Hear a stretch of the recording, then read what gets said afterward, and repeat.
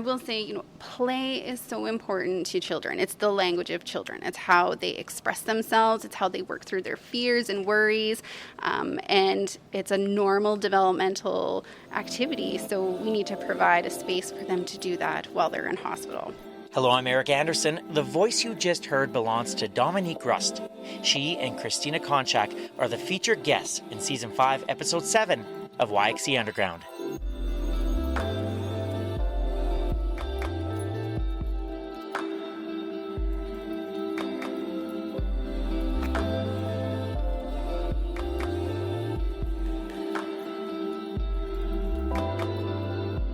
There is a space inside Saskatoon's Jim Pattison Children's Hospital where kids can pick up a paintbrush, choose their favorite book, sit down at a grand piano, and even create something using a 3D printer.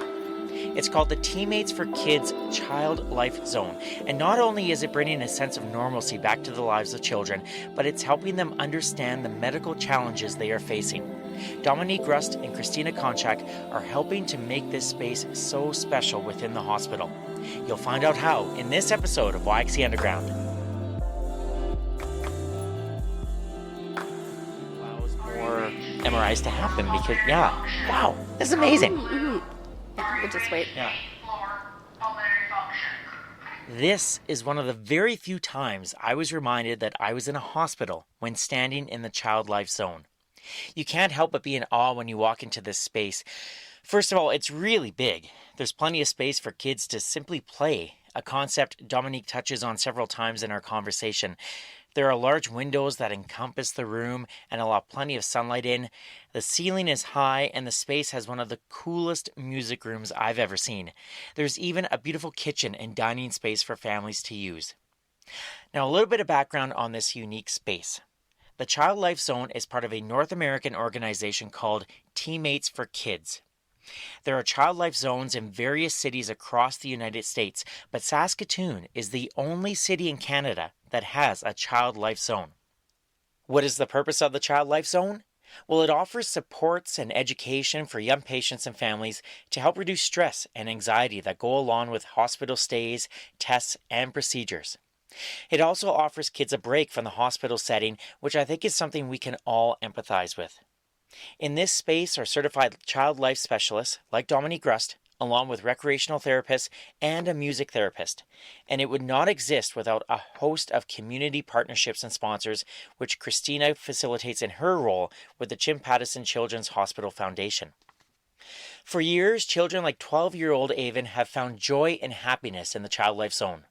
Avon was diagnosed with leukemia in April of 2021 and spent a fair bit of time in the hospital undergoing tests and treatments.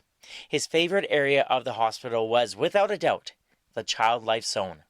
There's like the front desk, and then there's like video game place, so they have like these cool like chairs that you can sit on, and they're like orange and white and stuff, and like shaped kind of like an egg or something. Yeah, and then they have like 3 Xboxes, so like 3 kids can play at a time. They have this really cool racing game that I like to play on there. Then they have like an art room, and the art room is awesome. I always want to go there when I go there. And then so one time they even let us do this thing called splatter painting. So they put like a piece of paper on the wall, and we took some syringes and filled it up with paint and splattered it all over the paper on the wall. And that was my favorite thing the whole time. Avon does an excellent job of describing the layout of the Child Life Zone, and it leads perfectly into my conversation with Dominique and Christina. Dominique Rust is the manager of the Child Life Zone, and she manages a team of recreation and child life therapists, as well as a music therapist. Christina Konchak is the Hospital and Community Engagement Director for the Jim Pattison Children's Hospital Foundation, and together they gave me an amazing tour of the Child Life Zone on a Friday morning.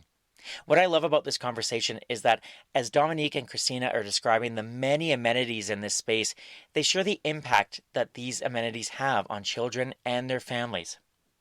In the first part of our conversation, Dominique and Christina explain the importance of play in a child's life and how medical play can help prepare a child for their treatment. We also talk about a certain country music superstar's unique connection to Saskatoon's Child Life Zone. Let's go visit this wonderful space. Okay, so when you first walk into the Child Life Zone, you are a little overwhelmed with how colorful and bright and beautiful this space is. Anytime we have patients and families come in for the first time, their first reaction is, whoa, something they're not expecting. So right at the front, we have our front desk, and it's usually staffed with some of our therapists who are here doing some work or seeing patients. And to the right of where we are is our video game area. So we are a children's hospital. Kids need video games. We have a Switch. We have a PlayStation. We have Xbox. In the last year, we are expanding and seeing what the needs are of our patients, and we have a lot of older youth. So we've got our basketball hoop in the corner there. So trying to get something for all ages. What is right behind you? Oh, this is exciting. So this is a 3D printer. We were You have a 3D printer here. We do, yes, absolutely. We were really fortunate to have our foundation partner with Teammates for Kids to build these Zone-to-Go carts. So oftentimes patients can't come down to the zone. They have to stay in their room, they're on isolation and things like that. So these carts are designed to bring the zone to them. So we have those fun and engaging activities. With our 3D printer, we just got it. It's brand new, and it's just an opportunity for kids to play and create and do those super fun things. And, hopefully in the future we can connect with our teachers upstairs and do some more learning and the coding and all those types of things. I have to ask, where did the idea for a 3D printer in the Child Life Zone come from? That's a great question. So we are part of a network of 14 other Child Life Zones in North America. We are the first in Canada to have a space like this here.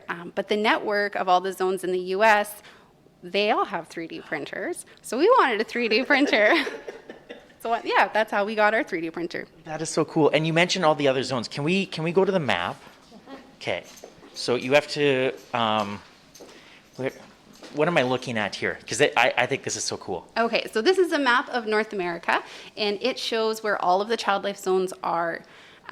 Obviously, Saskatchewan right here, right at the top, and there are zones in Minnesota, in Denver, Colorado, Los Angeles. They opened in the last couple of years. Phoenix, Texas has quite a few. There are 4 zones in Texas, and Atlanta, New York. This map was 2019, and since then they have opened a zone up in Florida as well. So hopefully we can update that soon, but I think they're working really hard to expand and go to more places. When you see this, Christina, what goes through your mind? That I think we're so fortunate to be the one and only in Canada to have a dedicated Child Life Zone and to be part of such a larger network. That must be so cool to know that, it's the only one in Canada, but you're part of this. There's something big here. That must be so, that must feel good. It definitely feels good. It's a wonderful partnership to be able to have and to be part of. Dominique has the opportunity to meet with some of these other Child Life Zones and to learn best practices from one another, and obviously, gain some additional tools and things like that, like the 3D printer and some of those other pieces.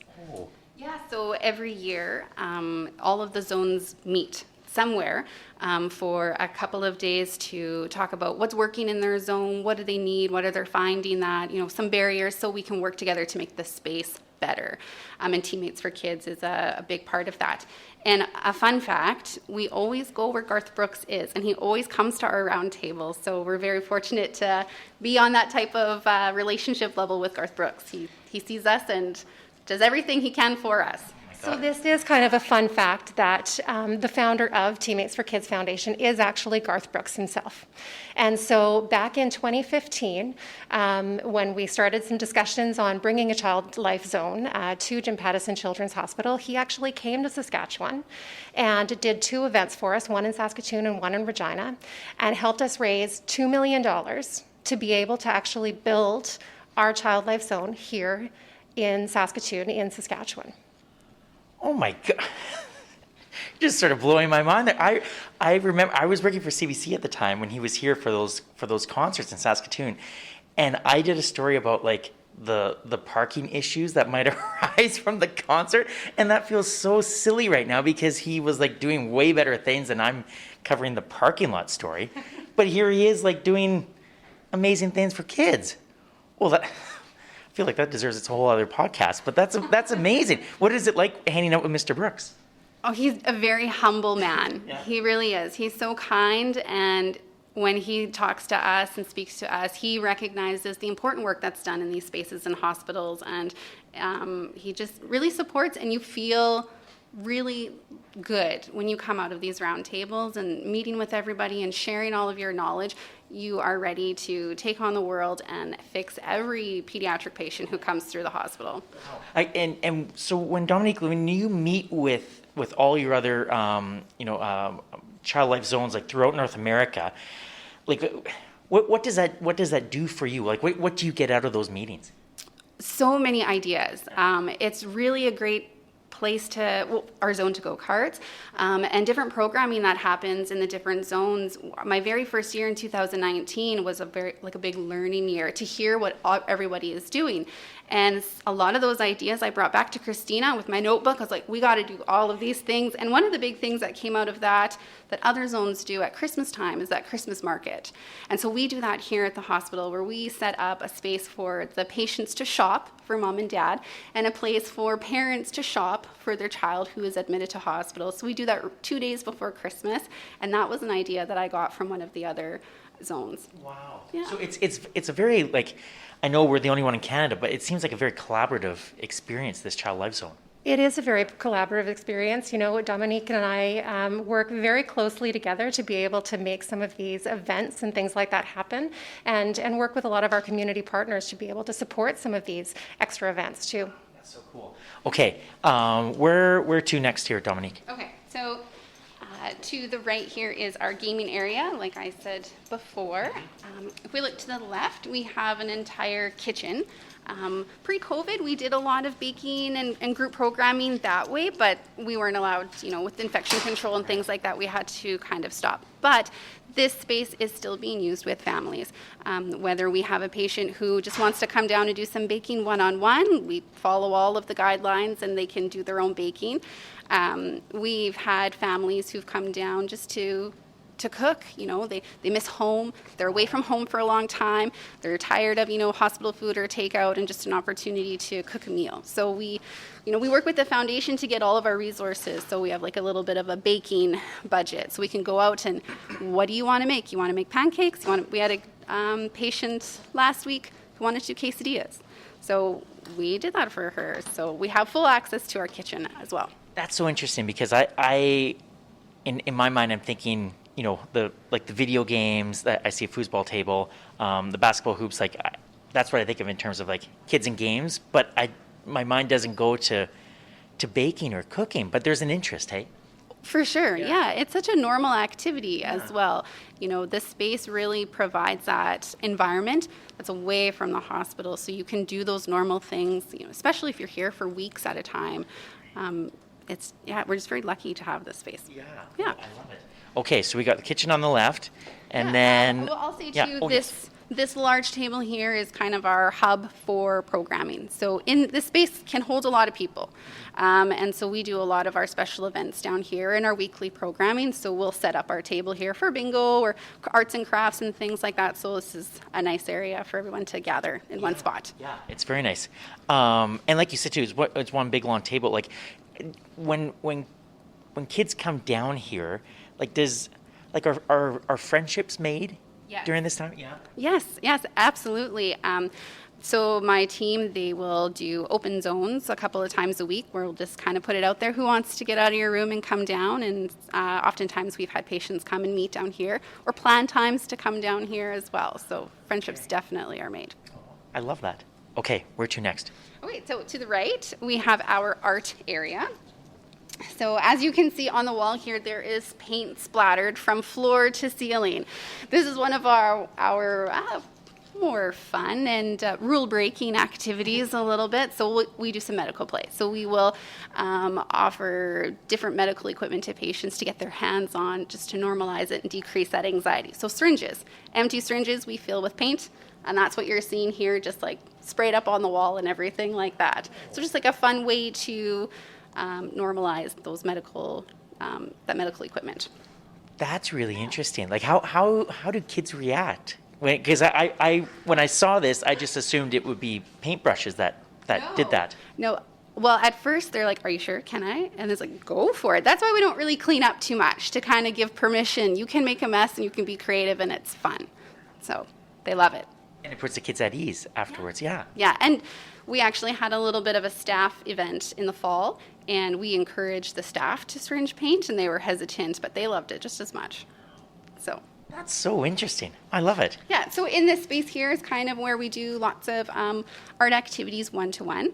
Nice big bright open windows, and there's pretty much everything that you need in here, whether that's paint or clay, craft kits, all types of stuff in here. Yeah. Yeah. Awesome. All right, so this middle area here kind of is a little bit of storage, but also all of our toys are out here. We have everything in individual buckets, so it's easy to clean. If we want to bring it to a patient bedside, it's easy to do that. And on the right here, we have our stock of books. So we have a little bookmobile cart right there.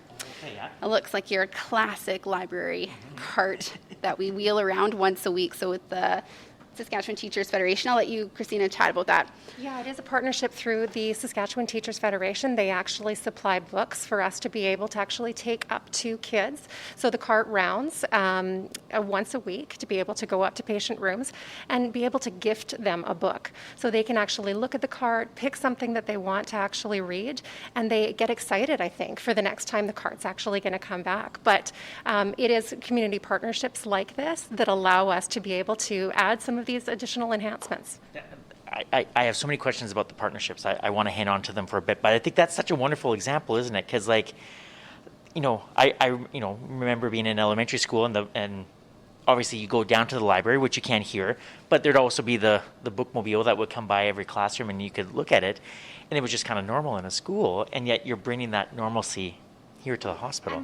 And these are fun books. They're not necessarily the educational books that you would find in school that you have to read. These are fun books, picture books, and we have books for all ages and even parents who actually, may want to have a little something to read kind of in their downtime. Yeah, no kidding. That's great. All right, so lots of different toys here. Yes. So on this side, Okay. it's just toys. I don't know, how do you explain toys to people listening? This is kind of our toddler, younger child area.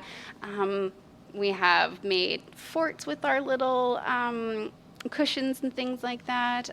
But just, getting kids out of their rooms to come down and play. I will say, play is so important to children. It's the language of children. It's how they express themselves. It's how they work through their fears and worries. And it's a normal developmental activity. So we need to provide a space for them to do that while they're in hospital. How young are some of the kids that come here? Well, we'll bring infants down here, whoever can leave their room. So if you can come down with mom and you just want to sit and play, like when we get into the music space, I know our music therapist wants to do more infant and parent music groups and things like that. So, and pretty much anyone who can come out of their room, they can come down. Wow. Yeah. That's great. So we'll go over to our medical play space. Okay. Okay, so that's kind of where we get into a little bit more of the therapeutic side of child life. So in child life, we really want to provide our pediatric patients an opportunity to learn about what's going to happen to them during their medical experience. Oftentimes, things are just done to children. You go in for blood work, you get poked, you cry, it's really scary, you don't really know what's happening. All these adults are around you. The doctors talk to mom, they don't talk to you, so they aren't really involved in a lot of what they experience. So medical play gives an opportunity to slow things down. This is what blood work is. We have these really great teaching kits for different procedures. PICC line, pill swallowing, blood work, IV starts, and inside the kit is all of the equipment. Everything that you would see the nurse bring into your room, you can put your hands on.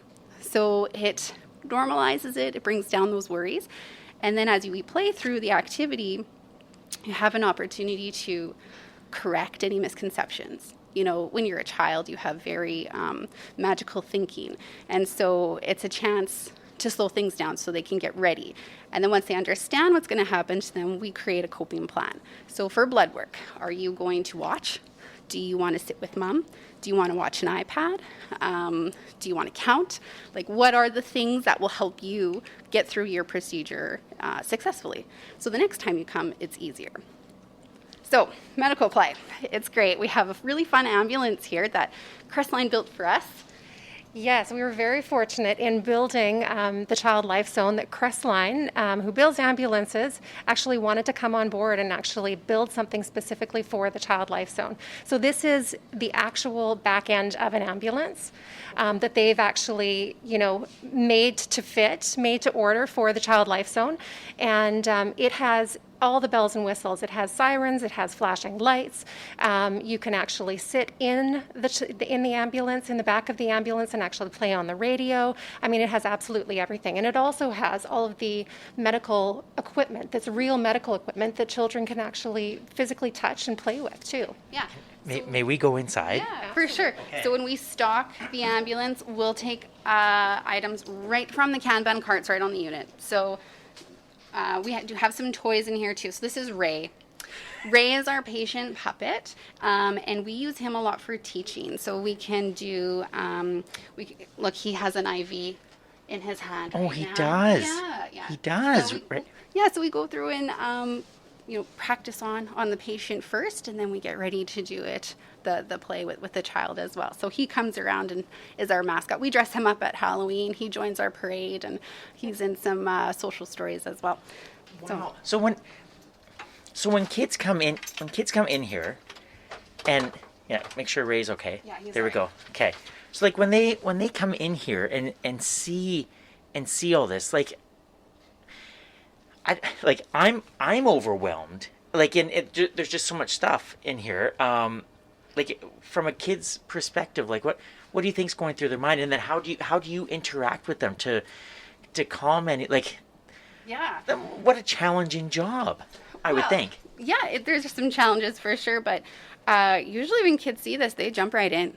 They are excited to be given permission to go through this type of stuff, right? Usually you're not allowed to touch any of that. So giving them the permission to get in there and explore, they're all for it, very excited about it. And they start to play, and they play pretend, and they have their dolls, and they check each other out with the stethoscope, or they get into the gauze and they put a cast on their teddy bear, or with their sibling, or their mom, whoever else is here. So it allows them, gives them permission to get into the things that usually you're not allowed to touch.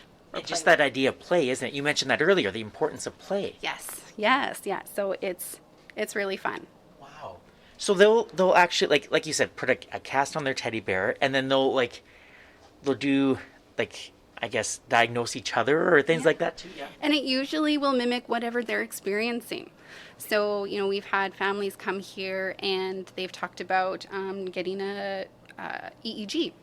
And okay, now we have to lay down and this is what's happening. And, the child is the doctor to their parent, and they just start expressing and role playing what they've experienced or what they think they're going to come up. And oftentimes, their bears or dolls are very brave, and they can do all of the things that they're asked to do. Yeah. So it's just a chance, to jump into and start asking some questions. And, how does your doll like to be held when they're getting a poke? And are they brave? Are they afraid?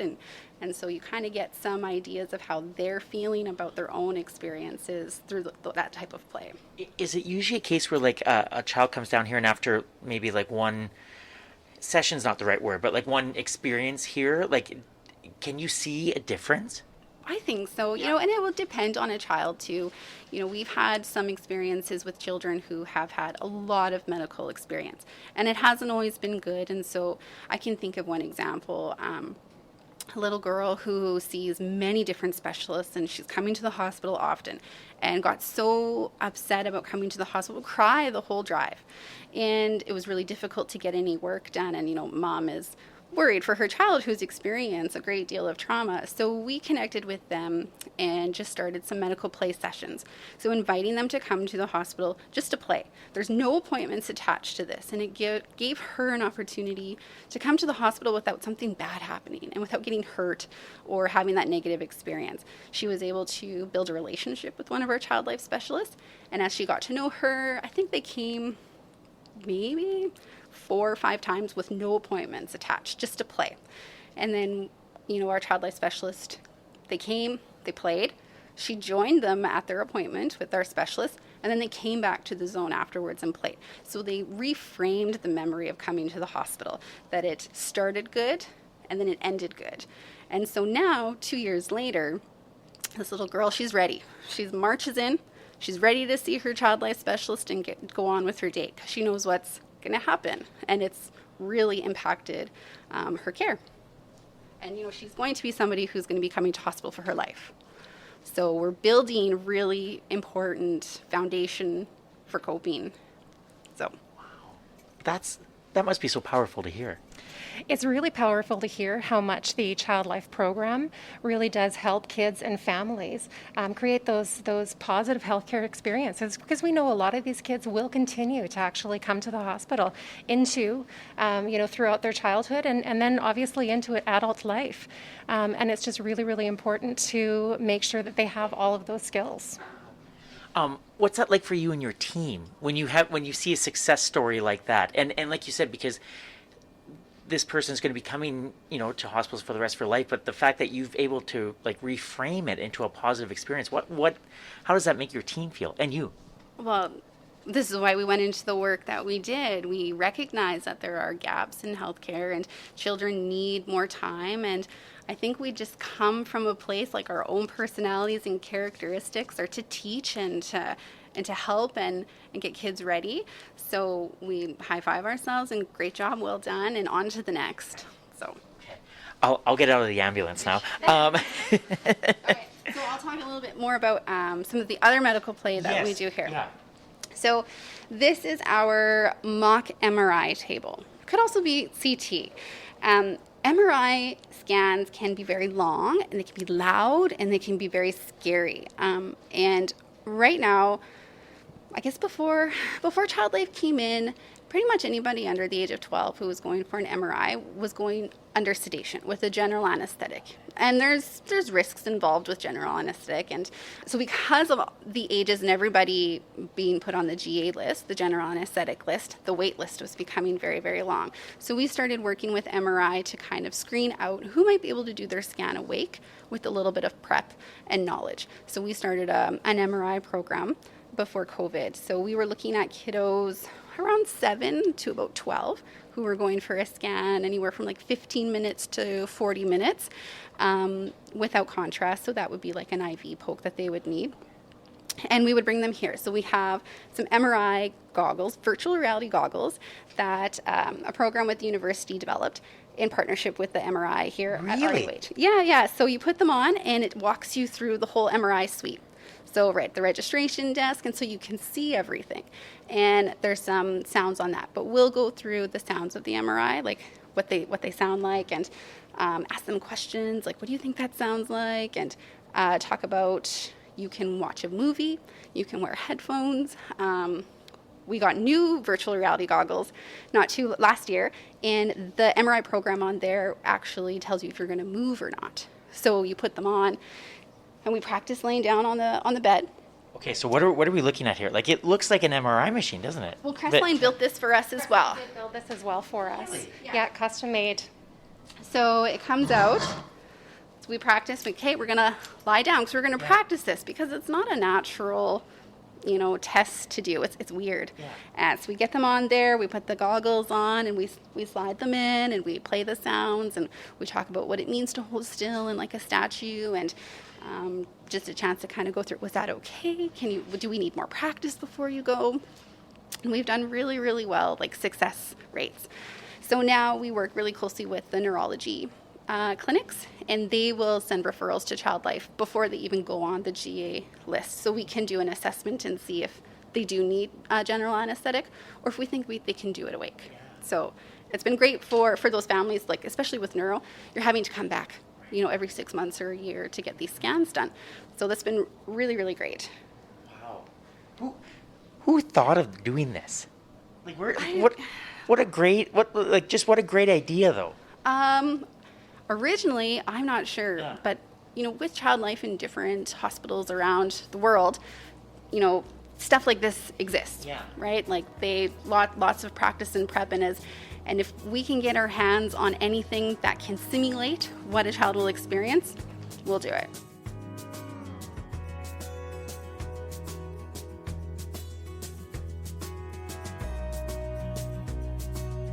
You are listening to episode 7, season 5 of YXC Underground. My name is Eric Anderson, and our featured guests are Dominique Rust and Christina Konchak from the Jim Pattison Children's Hospital and its foundation.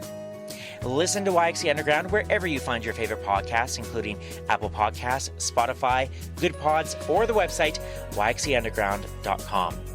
Follow YXC Underground on Instagram, Facebook, and Twitter, where you will see some amazing photos of the Child Life Zone and of Dominique and Christina, taken by Saskatoon photographer Molly Shikoski.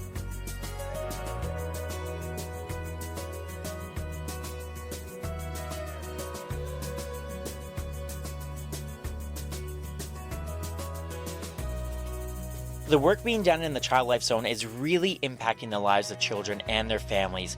And I hope you were as amazed as I was when learning about the MRI machine and the ambulance that helps prepare kids for their medical treatments. In the last part of our conversation, we visit the music therapy space and discover the impact music can have on patients. We also discuss the importance of bringing a sense of normalcy into the lives of children and how Dominique and her team support one another during challenging days. Let's pick up our conversation with Christina describing the music therapy room in the Child Life Zone. Well, the music therapy space is one of the best spaces here, I think. Ruth is our music therapist here in the Child Life Zone, and she's just fantastic at connecting with kids. Music therapy is such an important part of the Child Life program. And so there's a host of different equipment and things like that kids can play with. This is one piece, was a baby grand piano that I think was fantastic to be able to have. And that was actually purchased through, a partnership through Benjamin's Gift of Music, to be able to, ensure children had access to, music therapy equipment like a piano. There's drums, all sorts of different things. Yeah, guitars, ukuleles, the rain sticks. So Ruth has her cart and she loads it up and she'll go right to the bedside and do some music therapy. And this space will have programming in here. So we do a lot of programming around special events. And like all the fun stuff that happens in the hospital, like my team does. We develop it, we facilitate it, we run it, like from Santa Claus to trick-or-treating, like all those things. So we've started doing, it started with our camp week. We usually do a camp week in August and do camp stories. And so we would do it in here, but now we've combined them, that we're doing music and storytelling at the same time. So we'll have kids come down during that week, and Ruth will do the music, and one of our child life specialists reads some stories. So it's just really fun. There's so much. We're lucky at Sherbrooke to have a music therapist as well, and it's incredible to see the power that music has in an individual's life. Like you two must see that here, and I guess throughout the hospital. Yeah, well, even when patients come down to the zone for the first time and they come around the corner and see the piano, it's like, oh, I didn't know you had a piano here. Can I play? It's like, absolutely. Go sit down and do what you want. Or do you want to bring a guitar to your room, or what? Just how can we get you in this space to use it? Yeah. Wow. This is just amazing. Like, I feel overwhelmed with all the things here, but I also know like it's a lot of work behind the scenes to make this happen. Like, Christina, when you approach local businesses like a Crestline, like how do you pitch the Child Life Zone? And then like I'm assuming the reception is always like, how can we help it? Do you find that is often the case? Absolutely. I think I have to mention first that the Mosaic Child Life program, so Mosaic actually helped us build, develop, and actually run the Child Life program here in the Child Life Zone. And so they actually came to the table when we actually did those first 2 events with Garth Brooks, and actually gave $2 million towards helping us develop and actually build that program. They've since actually come back and donated an additional $3 million to help us complete and continue that programming. So the Mosaic Child Life Life program is a fantastic program. They also know that additional needs are there, and so they encourage us to actually communicate with some of our community partners. And this is such a fantastic space for us to be able to talk about to our donors and say, this is a tangible way that you can actually help children and families cope with hospitalization. There's something about you. I love that you use the word tangible, because I think for donors, it's like, oh, that's where like my money is actually, like I can see it, or I can see it experience. Like, does that make it not an easier pitch, but like just maybe easier for donors, I guess, to understand? I think it's all about storytelling. And these are real stories from children and families that are in the hospital and trying to manage, what that means.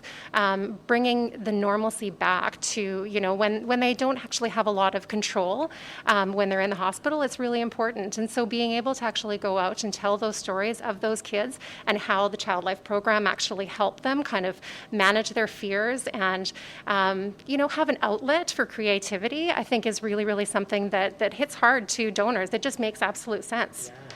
Oh, and there's so many ways that kids can be creative in this space. Dominique, may I ask you a really big question? Mm-hmm. Okay. Why is normalcy so important to kids in this hospital? Well, anytime a child is admitted to hospital, they're out of their home environment. They're not at school, they're not with their friends, they're not doing those regular activities that they would do at home. They're not going to hockey, they're not going to dance, they're stuck here.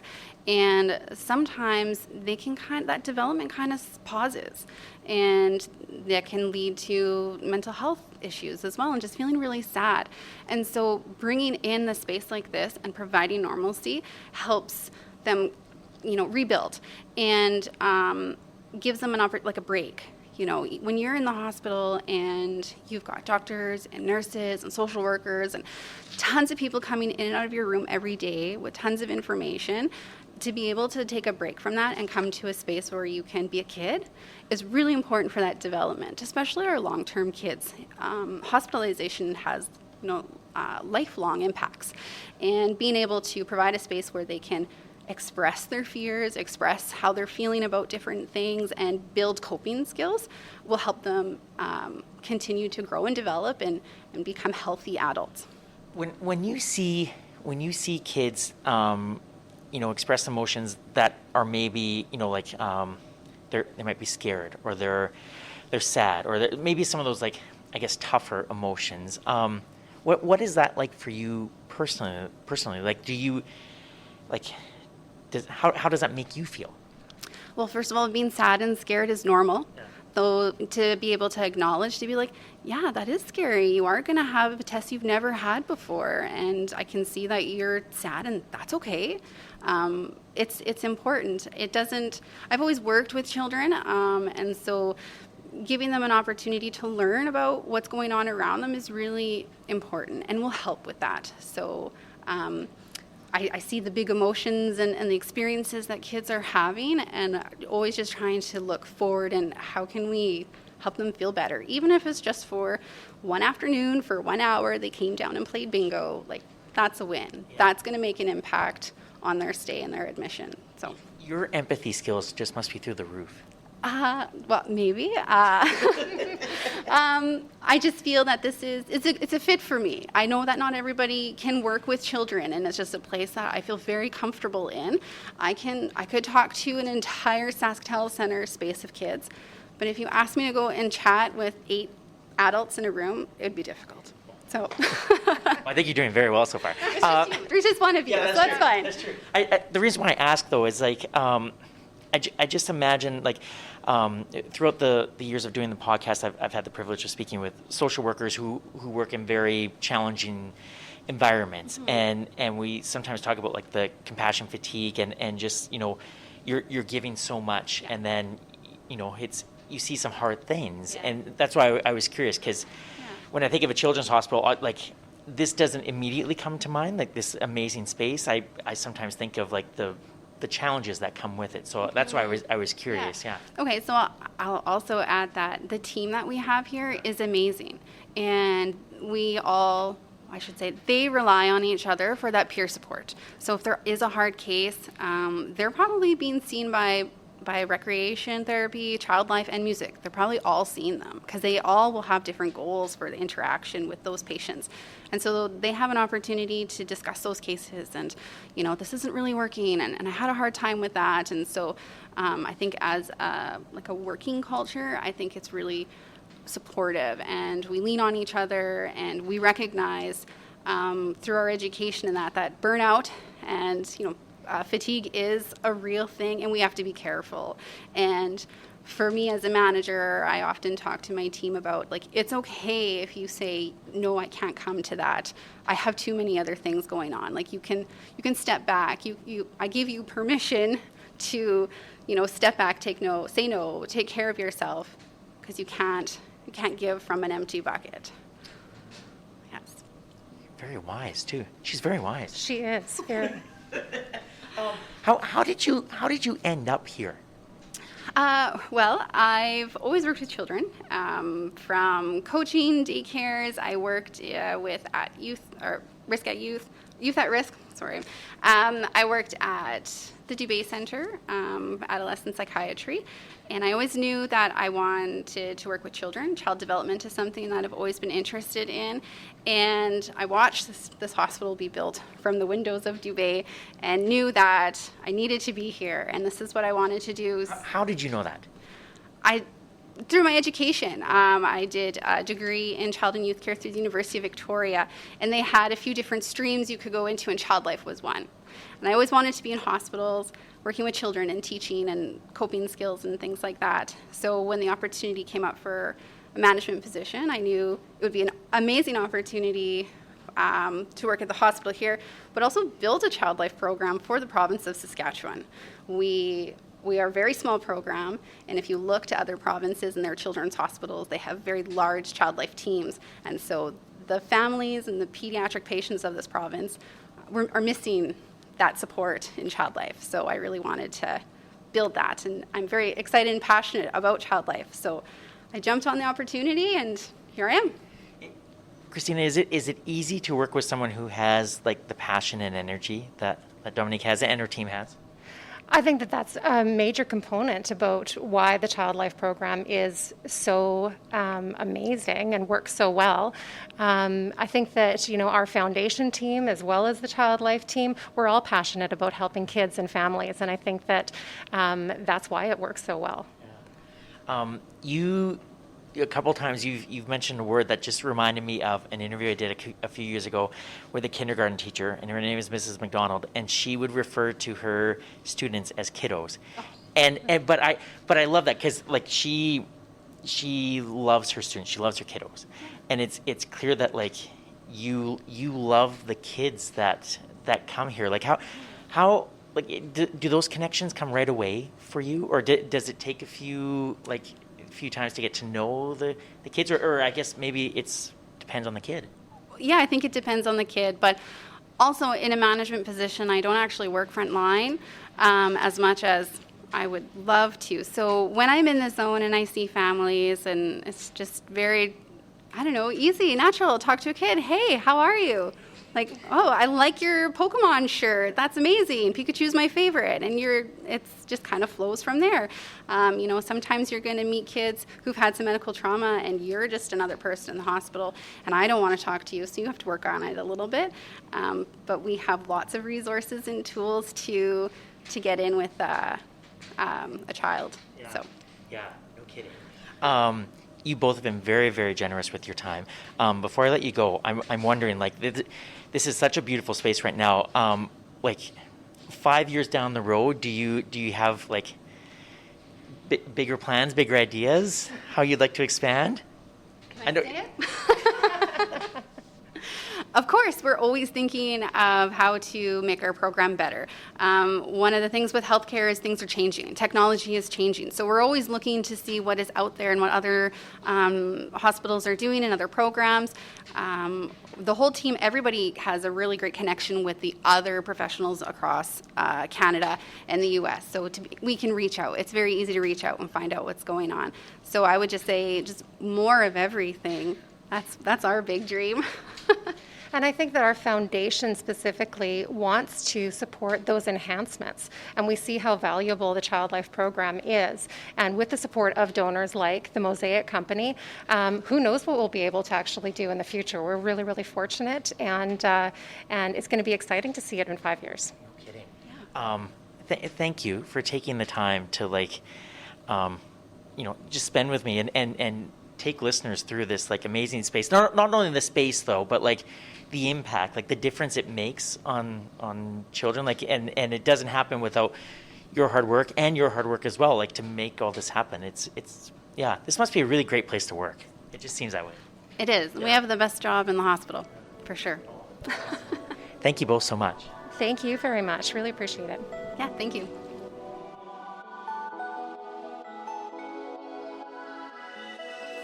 This has been episode 7, season 5 of YXE Underground. My name is Eric Anderson. I host, produce, and edit this local independent podcast. My thanks once again to Dominique Rust and Christina Konchak for taking time out of their busy schedules to speak with me on the podcast.